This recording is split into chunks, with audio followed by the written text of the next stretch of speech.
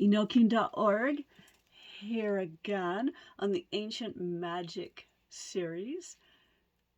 This isn't the short series, this is the more in-depth series, but it's on the goddesses Lilitu and Ishtar, and they deserve much more than a quick minute.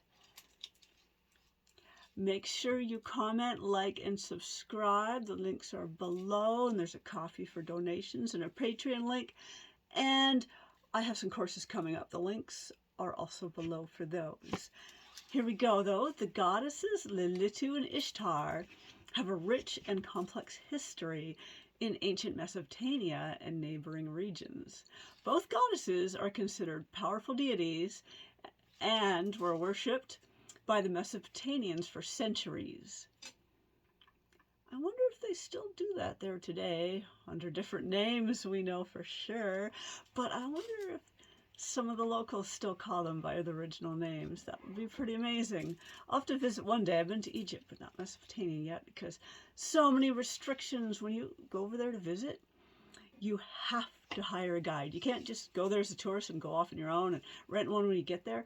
To even get into that area, thanks to many warmongers, you have to have everything set up beforehand and have it approved. I'll go on now. Lilitu was also known as Lilith or Lilit. She was a goddess associated with the night and storms. She was often depicted as a winged demon or vampire-like figure and believed to be the mother of all demons. Well, that's cross-cultural, that belief in her. According to Sumerian myths, Lilitu was created by the god Enki as a companion for the first man. Okay, we're fudging a little here, but at the end of the video, I'll explain that a little more, how that comes into play here. But she refused to submit to him and left the garden-type area, or the amazing afterlife or this life type area that the modern Jewish and Christian people, or Judeo-Christian, shall we say, decided to call the Garden of Eden. There are some similarities there and some differences, and like I said, I'll go into that further at the end of this lecture, since that's not as interesting as the ancient history of them. Ishtar, so that was a little quick bit about Lilith. Ishtar, on the other hand, was a goddess of love, fertility, and war. Not that Lilith wasn't either, but anyway, we're just covering what's generally in the text and believed today. So, Ishtar is the goddess of love, fertility, and war. She was considered the embodiment of female power and sexuality, and was often depicted as a naked or semi-naked woman. Ishtar was considered to be the goddess, there we go, of the planet Venus, and associated with the morning and evening star, depending on what you read where. She was known to be the goddess of love and war, and also associated with the goddess of fertility. Associated as the goddess of fertility. In Mesopotamia, Ishtar was one of the most widely worshipped goddesses, and her cult was celebrated throughout the region. She was the patron goddess of the city of Uruk, and her temple, the Enoch Temple, was one of the most important religious centers in the ancient Mesopotamia. Her cult was also popular in the neighboring city-states of Sumer and Akkad. Both Lilitu and Ishtar were believed to have the power to grant fertility and protect women during childbirth. They were also associated with the afterlife, and it was believed that they had the power to grant blessings and curses. Well, all deities do, but especially it was actually written about these two particular deities, where it's not always written about every single deity, even though we know that they rule over such things. Ishtar's cult was also associated with sacred prostitution, and it was believed that by having sexual intercourse with the temple's priests and priestesses, one could be blessed by the goddess. This practice, however, was controversial even then, and was not supported by all members of the Mesopotamian community. Now, it's extremely controversial today, but then it was even a little bit controversial. Nothing like today's prudes, but you get the idea. In conclusion, Lilithu and Ishtar were powerful goddesses in ancient Mesopotamia and neighboring regions. Lilithu was associated with the night, wind, storms, and was considered the mother of all demons, while Ishtar was goddess of fertility, war, and one of the most widely worshipped goddesses in Mesopotamia. Both goddesses were believed to have the power to grant fertility and protect women during childbirth, and were also associated with the afterlife. However, Ishtar's cult was also associated with sacred prostitution. In addition to Mesopotamia, the goddesses Lilithu and Ishtar were worshipped in the neighboring regions such as Assyria and Babylon. In Assyria, Lilithu was known as Lilitu and was considered a demon associated with the night and storms. The Akkadian epic poem Atrahasis describes Lilithu as a night demon who causes mischief and nightmares. In Babylon, Ishtar was known as Ishtar Belit and was considered the queen of heaven and the goddess of love and war. The goddesses Lilithu and Ishtar were also had a significant impact on the religious beliefs and practices of the neighboring cultures, such as the Hittites and Persians. The Hittites, for example, had a goddess named Lelwani, who was associated with the night and storms and was considered a demon. The Persians, on the other hand, had a goddess named Anahita, who is associated with love, fertility, and war, and was associated with one of the most powerful deities in the Persian pantheon. In ancient Israel and Judah, Lilithu and Ishtar were also known as Lilith and Ashtoreth, depending what you read where, but I personally like this version. The Bible mentions Lilith as a demon associated with the night and storms, because they don't write their own stuff. Anyway, and Ashtoreth as a goddess of love, fertility, and war. So this was the more ancient Bible. The more modern Bible just says Ashtoreth is a demon, but you get the idea. So Ashtoreth was the consort of Lord Baal, who was worshipped by the Israelites and the Canaanites. In conclusion, the goddesses Lilithu and Ishtar have a rich and complex history in ancient Mesopotamia and neighboring regions. They were considered powerful deities and were worshipped by the Mesopotamians for centuries. They also had a significant impact on the religious beliefs and practices of neighboring cultures such as the Hittites, Persians, Israelites, and Judites. The goddesses Lilithu and Ishtar continue to be a topic of interest to scholars and researchers, and still continue to have much controversy about them in their history. It is worth noting that the goddesses Lilithu and Ishtar were also associated with magic and occult practices in ancient Mesopotamia. The most interesting parts here. They were involved in various rituals and spells for a variety of purposes, such as, you guessed it right, love, fertility, and then also protection and divination. Lilithu, for example, was often invoked in spells. We have historical records of such things. This isn't just something somebody pulled out of their behind. Anyway, was invoked in spells for protection against night demons and nightmares. She was associated with the art of dream interpretation and was believed to have the power to reveal hidden secrets and truths in dreams. Ishtar, on the other hand, was associated with love magic. No way. And was invoked in spells to attract a lover or to strengthen the bond between lovers. She was also associated with the art of divination, and was believed to have the power to reveal the future through dreams and omens. Remember those birds and livers I talked about in the other video? In addition to spells and rituals, the goddesses Lilithu and Ishtar were associated with various magical objects and talismans.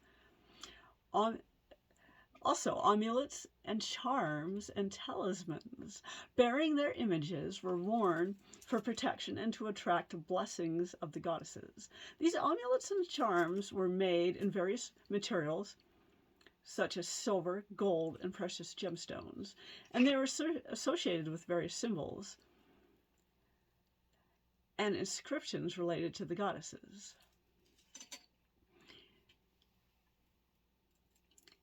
It's also worth noting that the practice of magic in ancient Mesopotamia is not limited to the worship of gods and goddesses. Believe it or not, since that's all that's talked about by many people. The magic and divination was also practiced by your regular day-to-day person and sorcerers, diviners, and exorcists. These practices were trained in various techniques from one person to another amongst families and amongst regular people. And such things were taught as incantations, rituals, and the use of talismans, amulets, and other magical objects, and how to receive specific outcomes through various talismans and various performances and various words. They were big into words, as the same as the other nearby cultures. They were often, these professionals were often consulted by individuals in the community for a variety of purposes such as healing, protection, love, and fertility, as well as divination. As I mentioned 100 times over, these are all in historical records, not just something some people pulled out of their behinds. In addition to professional practitioners, magic and divination were shown in records to be done by the lay people. Various techniques, including incantations, rituals, and the use of magical objects, were used in a day-to-day manner. Despite the widespread practice of magic in ancient Mesopotamia, it is important to note that it was not always viewed positively by society. I guess everything's controversial, especially anything that has power over other people or might give you an edge. The use of magic for harmful purposes, such as cursing and causing harm to others, was stigmatized and punished by the authorities. The use of magic for general gain and selfish purposes was also frowned upon by society and the gods in some instances.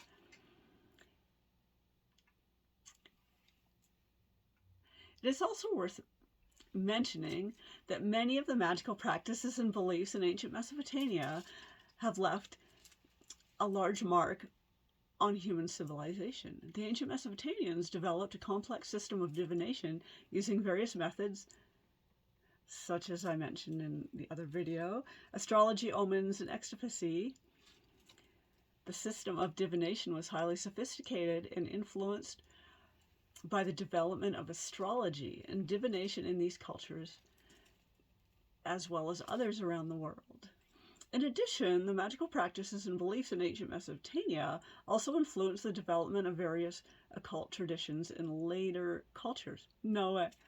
The daemons and spirits of Mesopotamian mythology have been identified in the grimoires and other various ancient books and modern books in the Western traditions as well as some Eastern traditions. The use of incantations and rituals in Mesopotamia also laid the foundation for the development of some systems of modern magic and some systems of, I don't call it ancient, maybe older magic.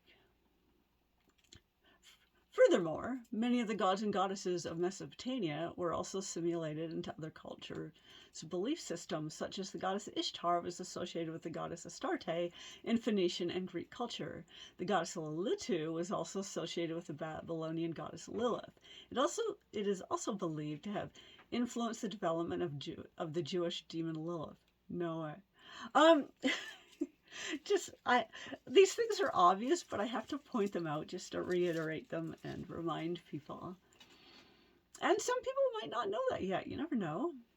In conclusion, the magic divination practices of Mesopotamia were quite awesome and widespread and used in the surrounding areas as well. And as I brought up in the beginning of this video, Eden didn't really exist in that culture, or did it? The Garden of Eden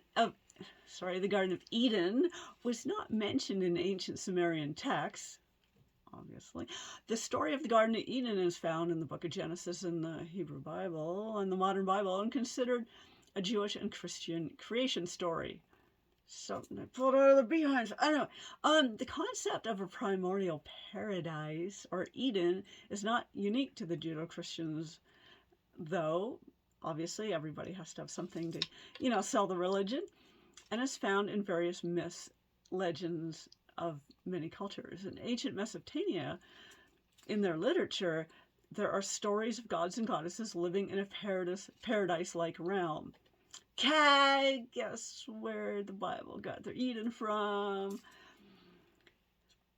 Such as this Sumerian Eden Sumerian Eden, spelled Edin, and Akkadian Elil. These are not directly linked to the Garden of Eden in the Bible, but there are similarities, and it's rather obvious where the Bible might have borrowed some stuff.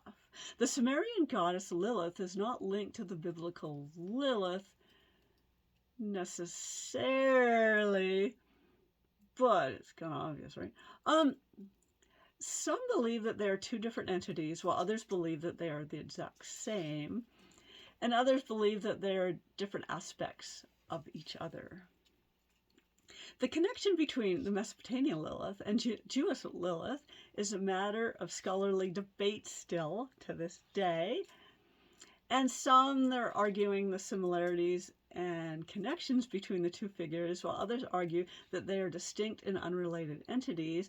While Lilith is not directly related to the story of the Garden of Eden, the name Lilith was associated with the Mesopotamian goddess of the night and considered to be a demon in Jewish mythology.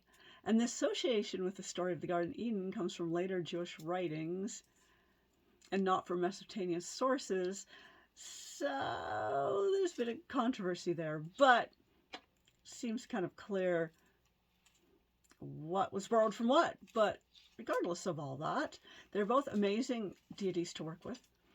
And the magicians today can still work with them, and many magicians today do still work with them. And there are many methods to work with them, and we can borrow the ancient methods or just use the standard methods that were used back then as well as today, light and incense and prayers and honorings. I hope you enjoyed this video. www.Enochian.org. Like, subscribe, comment, and all that good stuff. And there's some links below. My Ko-fi for donations, as well as Patreon for donations. And I have some courses coming up, and I've linked those below. See you next time.